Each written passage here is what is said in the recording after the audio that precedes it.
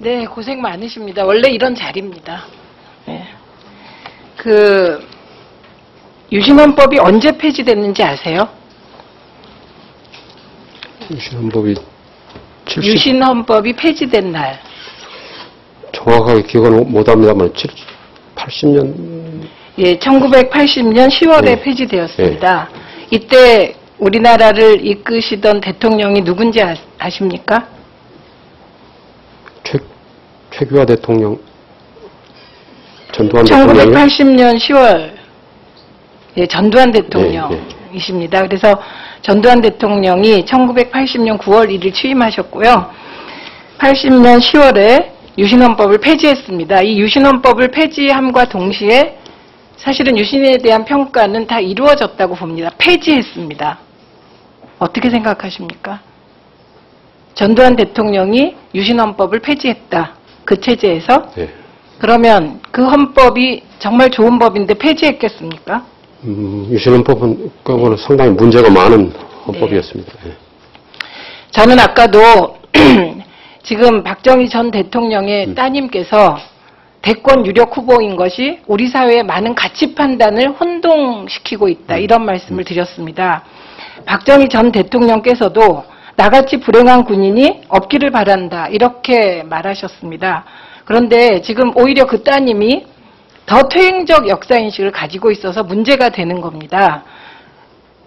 지난 9월 10일 어떤 말씀을 하셨냐면 유신에 많은 평가가 있는 걸로 알고 있는데 당시 아버지가 내 무덤에 침을 뱉어라 라고 하시면서 나라를 위해 노심초사하셨다.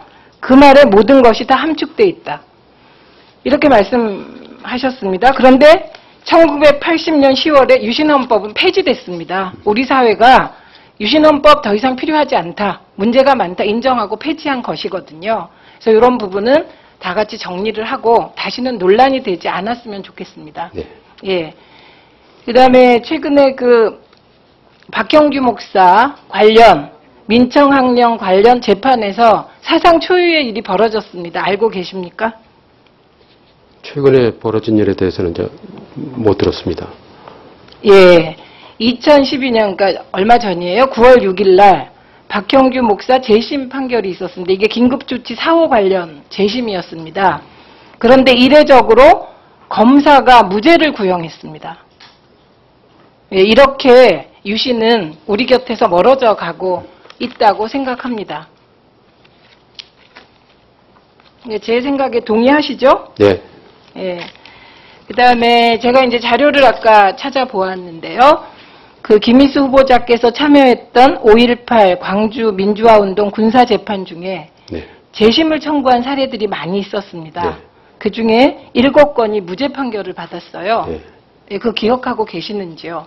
그거는 제가 기억을 못하고 있습니다. 예, 이 중에서 아까도 잠깐 얘기 나온 것 같은데 80년 10월 24일에 배용주라는 분에 대해서 사형 판결했던 사건이 있었습니다. 네. 예, 그런데 이 사건 역시 재심 판결에서 무죄 판결이 나왔습니다. 기억하십니까? 그 사건을 기억을 합니다.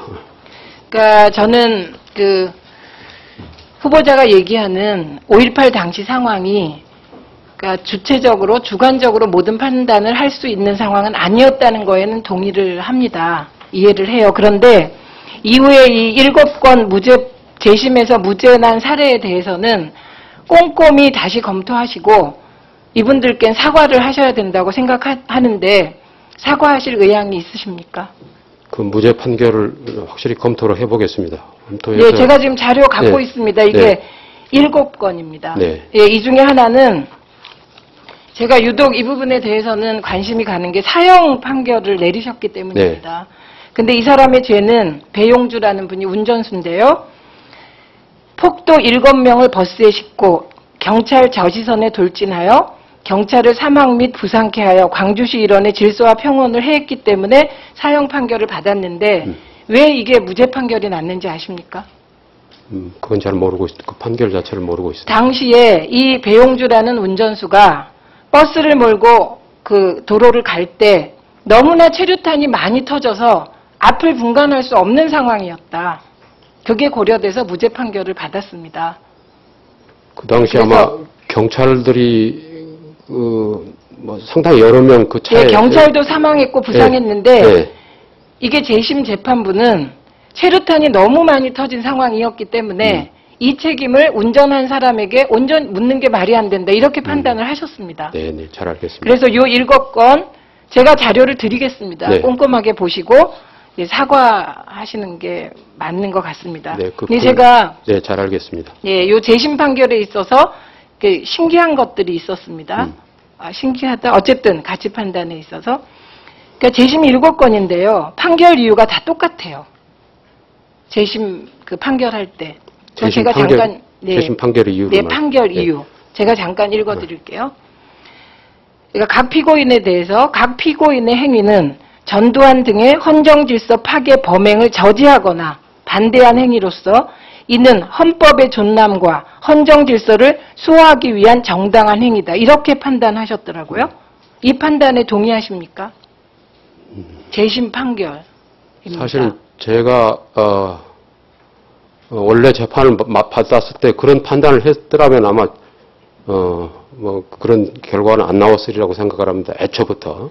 네. 그러나 그 엄중한 상황에서 제가 그런 판단을 하지 못했던 거는 지금 와서 생각을 하면은 매우 잘못된 일이라고 생각을 합니다.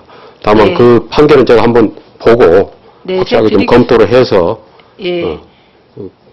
제 마음의 결단을 정하겠습니다. 예, 재심 재판부의 이러한 판단, 전두환 등의 헌정질서 파괴 범행을 저지하는 과정에서 일어난 행위, 이게 정당하다. 이 판단은 헌정질서 파괴 범행이라는 이 단어는 저는 5.16에도 똑같이 적용되어야 한다고 생각합니다.